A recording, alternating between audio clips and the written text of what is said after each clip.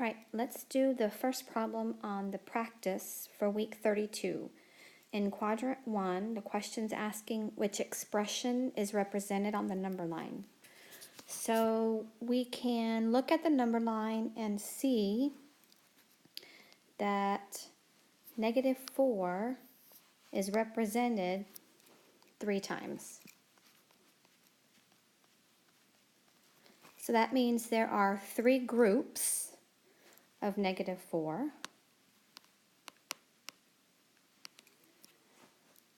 Choice D would be our answer. Another way you could look at this problem is to look at where the arrow ends. That's your answer. So if you were to solve each answer choice, you're looking for an answer that's the same as -12. The only one is D.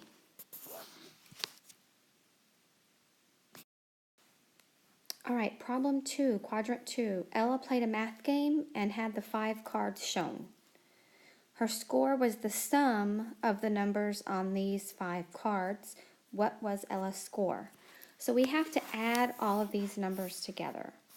So I'm going to rewrite them, and I'm not even going to include 0. 7 minus 4 plus 2 minus 10.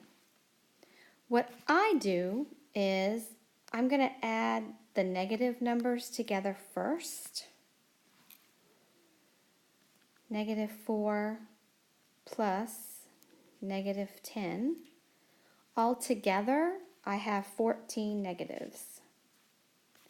Now I'm going to go back and I'm going to add my positive numbers together, my positive integers. 7 plus 2 is 9. So I have 9 minus 14.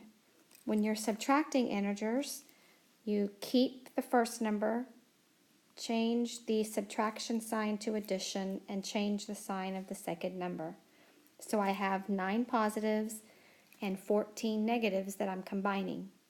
If you remember your rules about integers, when you're adding and the signs are different, you're going to subtract the numbers and keep the sign of the bigger number. 14 minus 9 is 5, and since 14 is bigger than 9, I'm going to keep that negative sign. So -5 would be my answer. All right, quadrant 3. A grocery store sells steak for $6.10 per pound. What would be the cost of 2 3/5 pounds of steak? Well, I know I'm going to multiply these two numbers together, but I can really only do that if they're in the same form. So both fractions or both decimals. And I think this problem is going to be easy solved with decimals. So I'm going to keep the 6.10. And I need to do something with my 2 3/5 to change that to a decimal. So my whole number is going to stay 2. I just really need to worry about the 3/5. Whatever 3/5 is as a decimal, I'm still going to use the whole number 2. So I'm going to change it to a decimal by using division. So 3/5 is the same as the numerator divided by the denominator. 5 will not go into 3. I've got to put my decimal here, and I'm going to add a 0. 5 into 30 is 6. 5 times 6 is 30, and so I'm done dividing. So 2.6 is going to be the same as 2 3/5. So those are the two decimals that I'm going to multiply together. I'm going to rewrite my problem, and I'm not going to use that 0. I don't need it. So 6.1 and 2.6. Now when you're multiplying, you don't have to line up your decimal. They just happen to line up on their own. So I'm just going to multiply. 6 times 6 is 36. Put a 0. 2 times 1 is 2. 2 times 6 is 12. I'm just going to add.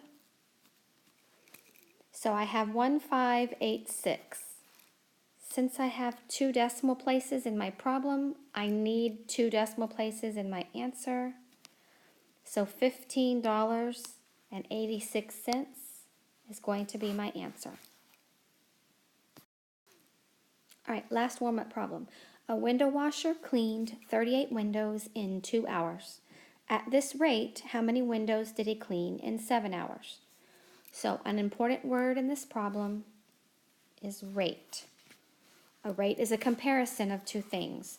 We are comparing windows and hours. 38 windows in 2 hours. The other number that my problem gives me is 7 hours.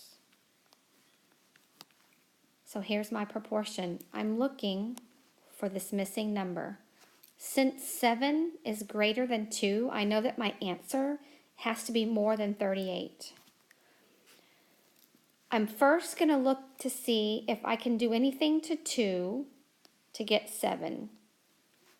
And I can't multiply by a whole number. So I'm going to go ahead and I'm going to multiply diagonally and then divide by 2.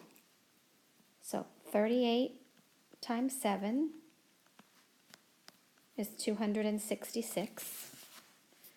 Then I'm going to take that 266 and I'm going to divide it by 2. So the division here is going to be really simple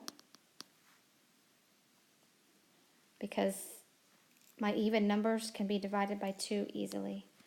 So I'm going to get 133 windows as my answer.